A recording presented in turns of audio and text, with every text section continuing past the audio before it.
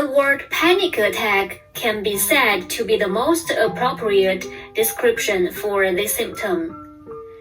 This is anxiety symptom of intermittent attack.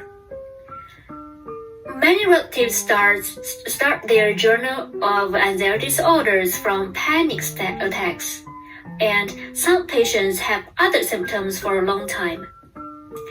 Symptoms were followed by panic attacks, but in either case, for a relative who experienced a panic attack for the first time, it is an unforgettable experience. There are many people who call 120 for first aid, call for help, and can't even speak a word. Few people can remain calm when they experience their first panic attack, and even those with great courage and perseverance may only barely support it. Dear relatives, this is not a shameful thing. It is not timid as a mouse in the eyes of ordinary people, nor it is overthinking. It's not moaning. It's a real near-death experience, and it's real. Even if you are a person of great courage and perseverance, you are not immune. Even Tony Stark in Iron Man 3 can only panic and run into his armor to make a body when he has a panic attack. Tested and thought he had a serious heart attack, and when it was detected as an anxiety disorder, he was also dumbfounded. A healthy person cannot understand this state. Even the smartest person in the world and the best doctor, as long as he has not experienced it, will never be able to do it. This is why anxiety sufferers are so hopeless and helpless. And it is also the fundamental reason why I wrote this book. For a stranger, they will think, why does he think so much? Why doesn't he cheer up? For relatives, friends, parents, and elders around you, they may tell you, don't think too much. Don't be afraid you are not sick. Be strong and brave. You think too much. Your illness is thought out, and so on. They think the words are good for you, and in fact, they are really for your own good. There is no doubt about this. However, it is a pity that such words cannot bring you the slightest sense of help or security, and even make many patients who are more impatient to feel disgusted. This is not to say that these patients are not kind enough, but because of the huge under the torment of pain and fear, this kind of nonsense words will only have the opposite effect. The first type of panic disorder, and most likely, is that patients are initially started by a sudden onset of symptoms similar to those of a heart attack. Symptoms such as palpitations, arrhythmia, chest tightness, and shortness of breath follow one after another. The first reaction of relatives at this time is that a heart attack occurs.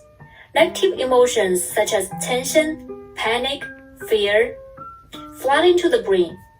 At this time, the power of adrenaline starts to explode, making your symptoms such as palpitations go up a step, and more intense negative emotions can be suppressed. When this value accumulates to a certain level, you can no longer bear it, because the near-death sense appeared, and the strong feeling that you were about to die instantly overwhelmed you.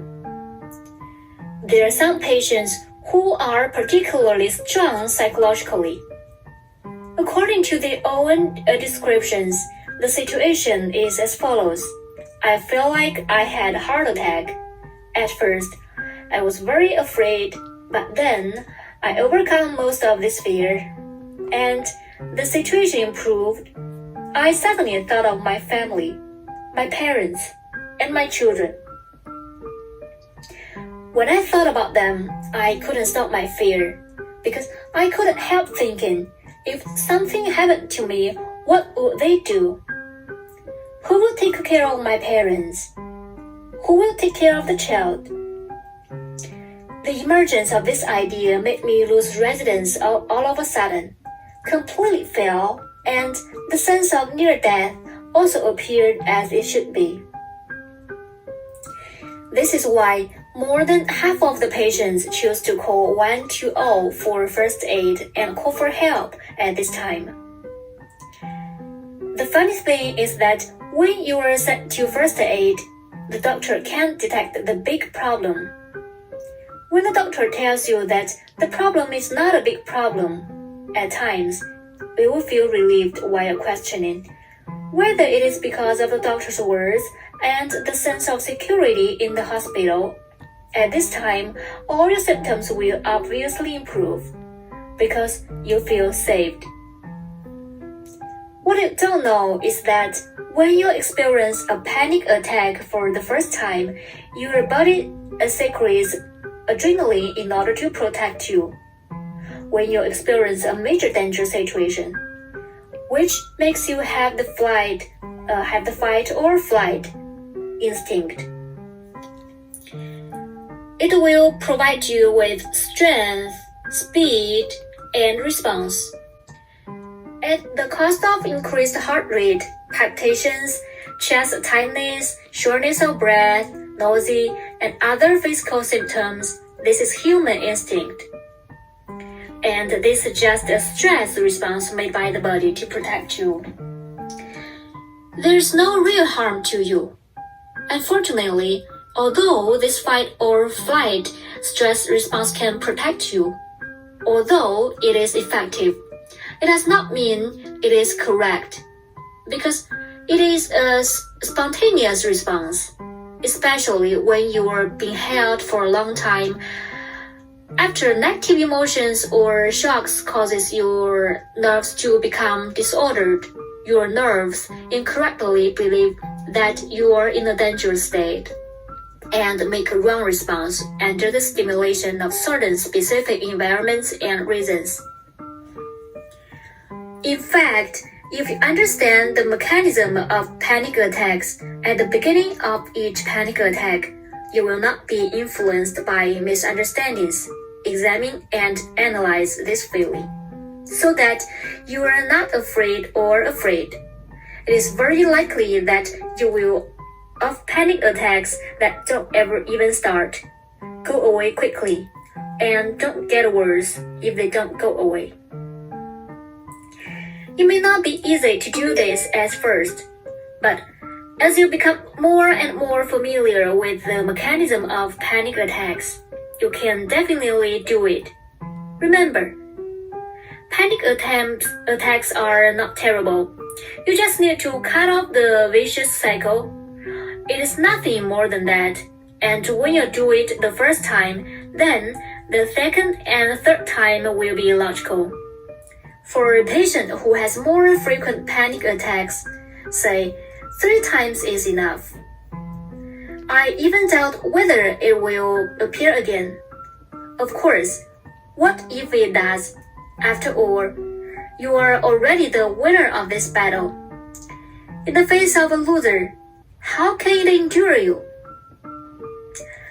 I have done various researches on the coping methods of panic attacks, and I have summarized the various methods in clinical practice.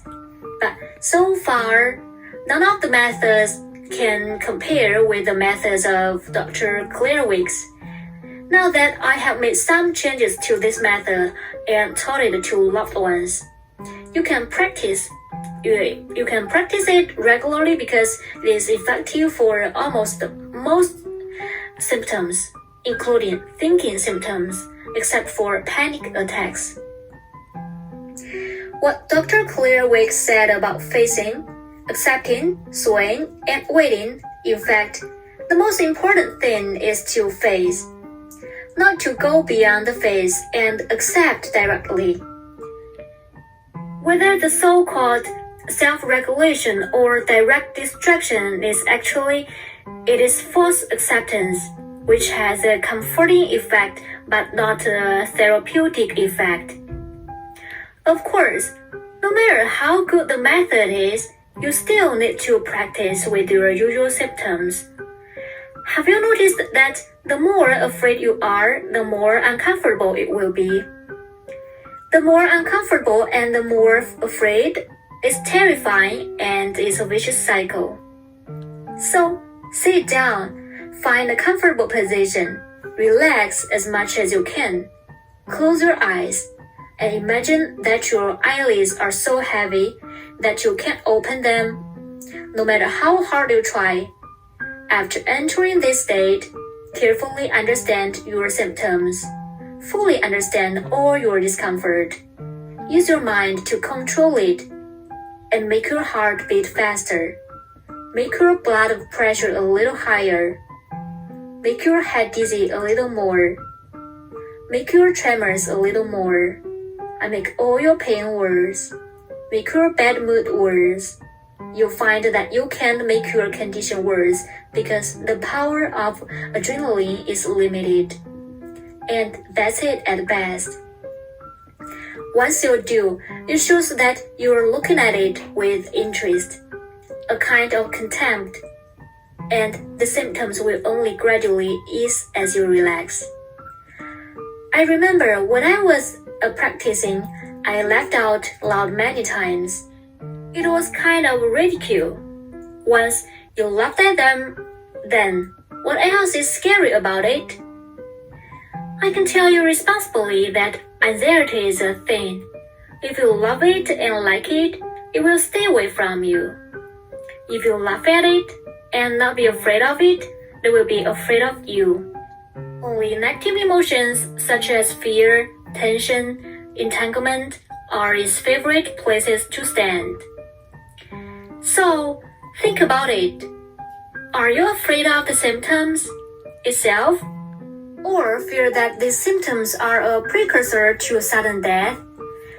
Or do these symptoms make you hypochondriac? If you are afraid of sudden death or hypochondriasis, if you continue, then congratulations. Your worries and fears are superfluous, and I want to tell you that you will never die, not even substantial permanent damage. When the attack comes, as long as you are not afraid, I doubt that you can still enter that panic state. Once you get out of that state time and time again, congratulations again. You are one step closer to high desensitization. After all, being completely desensitized means you've recovered.